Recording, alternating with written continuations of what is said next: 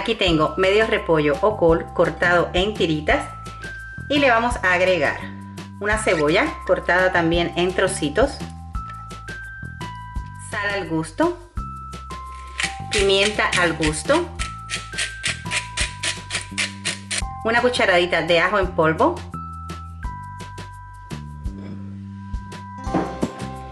por acá tengo 3 huevos que los vamos a mezclar bien. Le vamos a agregar una pizquita de sal,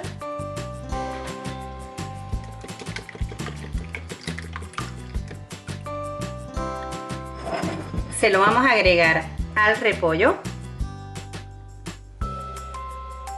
Le vamos a poner también un poquito de harina y lo vamos a mezclar bien.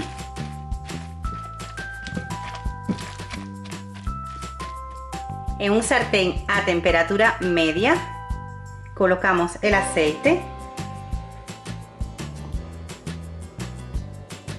y ponemos todos los ingredientes. Le vamos a dar la forma, lo aplastamos un poco para que quede compacto.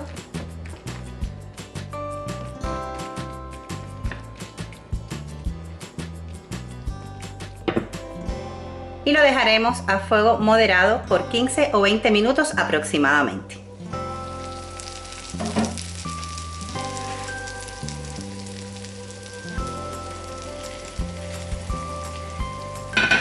Han pasado unos 18 minutos aproximadamente y es momento de virarla y la volvemos a poner por el otro lado por unos 10 o 15 minutos más.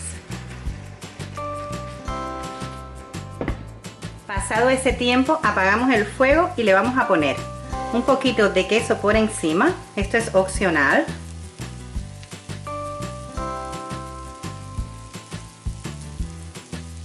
Y con el fuego ya apagado lo vamos a tapar y dejaremos a que se derrita.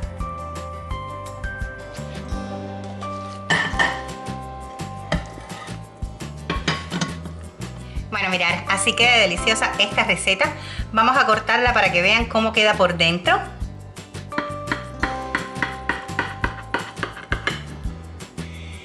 Así queda por dentro. Mirar, está súper suavecita, bien esponjosa. Tiene un olor riquísimo, créanme, tengo la cocina con un olor delicioso. Y así queda esta receta de rica. Les invito a hacerla en casa. No olviden suscribirse al canal.